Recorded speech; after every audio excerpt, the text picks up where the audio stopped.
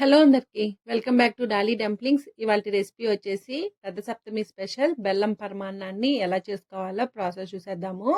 ఎక్కువ టైం పడదండి, చాలా సింపుల్ గా చేసుకోవచ్చు. అలాగే ఈ పరమాన్నానికి ఇంగ్రీడియంట్స్ కూడా ఎక్కువ అవసరం లేదండి. పాలు, బెల్లం, నెయ్యితో చేసుకోవచ్చు. ఇప్పుడు ప్రాసెస్ చూసేద్దాము.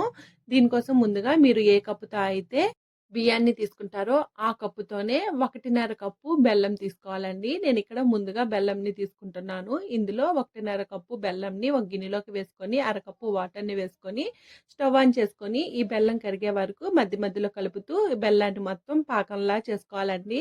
ఇక్కడ బెల్లం కరిగితే సరిపోతుంది, పాకం అవసరం లేదు. చూడండి, ఈ విధంగా కరిగించుకోవాలి. ఇలా కరిగించుకున్న ఈ బెల్లం నీళ్ళని ఫిల్టర్ చేసుకుని తీసుకోవాలి. ఇలా తీసుకోవడం వల్ల ఏదైనా డస్ట్ పార్టికల్స్ ఉంటే వచ్చేస్తాయి.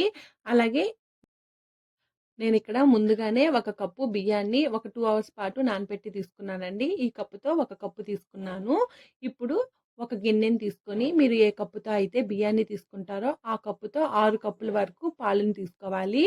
పాలు చిక్కగా ఉంటే పరమాన్నం టేస్ట్ అనేది బాగుంటుందండి. చూడండి, ఇలా మంటని మీడియం ఫ్లేమ్లో ఉంచి ఈ పాలు ఒక పొంగు వచ్చే వరకు మరిగించుకోవాలి. నేను ఇక్కడ ఆవు పాలని యూజ్ చేస్తున్నానండి. మీకు అవైలబుల్గా ఉంటే ఆవు పాలతో చేసుకోండి, లేదంటే నార్మల్ మిల్క్తో కూడా చేసుకోవచ్చు. ఇప్పుడు పాలు మరిగిన తర్వాత మనం ముందుగా నానపెట్టుకున్న రైస్ని ఇందులోనే వేసుకోవాలి. ఇంకా ఇందులో కొన్ని చిక్కుడు గింజలను కూడా వేసుకోవచ్చండి, నేనైతే వేయట్లేదు. మంటని మీడియం టు లో ఫ్లేమ్లోకి అడ్జస్ట్ చేసుకుంటూ ఈ బియ్యం మొత్తం మెత్తగా అయ్యే వరకు ఉడికించుకోవాలి. ఇలా మెత్తగా అయిన తర్వాత మాత్రమే మనం ముందుగా ఫిల్టర్ చేసి పెట్టుకున్న బెల్లం నీళ్ళని కొద్ది కొద్దిగా యాడ్ చేసుకోవాలి.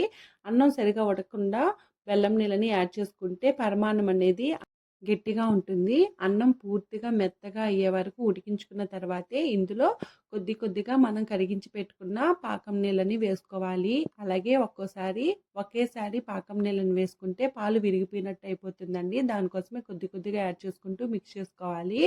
ఇలా బాగా కలుపుకున్న తర్వాత ఇందులో 1 టేబుల్ స్పూన్ వరకు ఇలాచీ పౌడర్ని వేసుకొని స్టవ్ ఆఫ్ చేసేసుకోవడమేనండి.